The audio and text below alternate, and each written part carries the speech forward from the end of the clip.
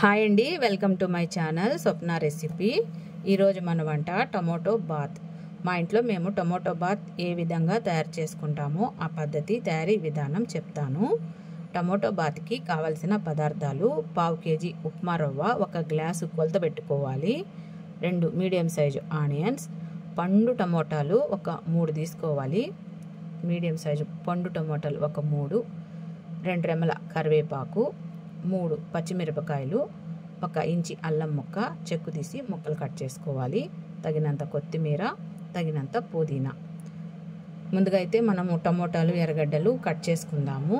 Onions నేరుగా సన్నగా cut చేసుకోవాలి, టమోటాలు కూడా సన్నగా కట్ చేసుకోవాలి, కొత్తిమీర పుదీనా కట్ చేసేసుకోవాలి, నేరుగా పచ్చిమిరపకాయలు కట్ చేసుకోవాలి, అల్లం అయితే చిన్న చిన్న ముక్కలు కట్ చేసుకోవాలి. స్టవ్ పైన కడాయి పెట్టేసి ఉప్మా రవ్వ అయితే ముందుగా జల్లెడ పట్టుకోవాలి ఫ్రెండ్స్. జల్లెడ పట్టిన ఉప్మా రవ్వని కడాయిలో వేసేసి సన్న మంట మీద దోరగా వేయించుకోవాలి. మాడిపోకుండా దోరగా వేయించుకొని ఒక ప్లేట్లో వేసి పక్కన ఉంచుకోవాలి.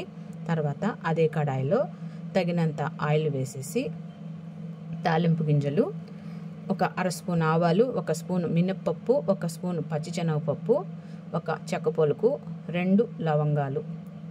ఎక్కువ వేసుకోకూడదు ఫ్రెండ్స్. 1 చెక్క పొలుకు, 2 లవంగాలు వేసుకోవాలి.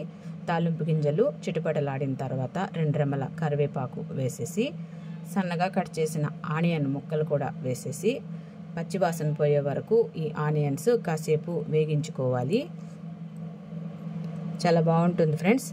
రెగ్యులర్గా మేము ఇంట్లో టమోటా బాత్ ఈ విధంగా తయారు చేసుకుంటుంటాము, మాకు చాలా ఇష్టము.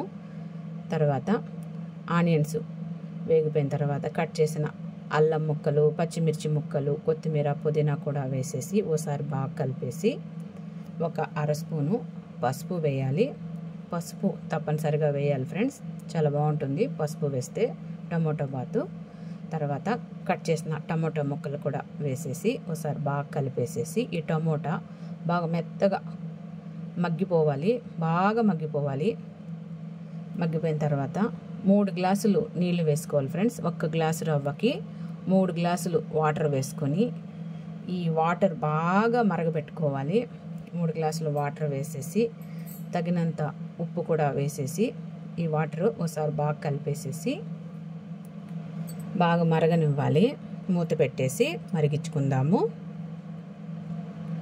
ఈ నీళ్ళు బాగా తెల్లాలి ఫ్రెండ్స్. చూద్దాము, నీళ్ళైతే తెల్లుతున్నాయి ఫ్రెండ్స్. ఒకసారి గంటితో కలిపేసి ముందుగా మనము వేయించి పక్కన పెట్టుకున్న ఉప్మా రవ్వని ఈ నీళ్ళల్లో వేయాలి ఫ్రెండ్స్.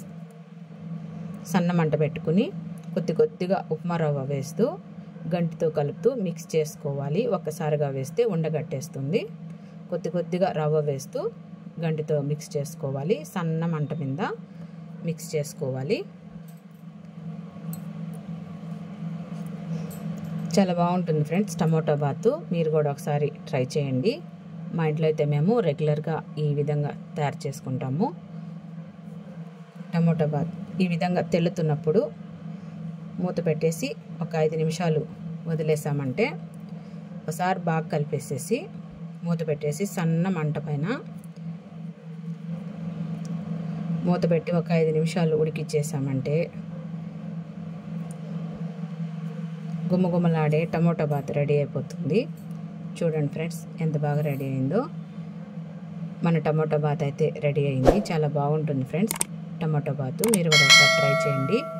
ఈ టమోటా బాత్ పల్లి చట్నీతో అయితే సూపర్గా ఉంటుంది. పాతకాలంలో అయితే ఏ ఫంక్షన్ జరిగినా ఈ టమోటా బాతే మనకి టిఫిన్గా పెట్టేవాళ్ళు. చాలా బాగుంటుంది, మీరు కూడా ఒకసారి ట్రై చేయండి. ఇప్పుడు ఈ టమోటా బాత్ అయితే రెడీ అయింది. గుమ్మగుమ్మలాడే టమోటా బాత్ అయితే రెడీ అయిపోయింది ఫ్రెండ్స్. పల్లి చట్నీతో సర్వ్ చేసుకుంటే సూపర్గా ఉంటుంది. టమోటా బాత్ నచ్చితే లైక్ చేసి సబ్స్క్రైబ్ చేసుకోండి.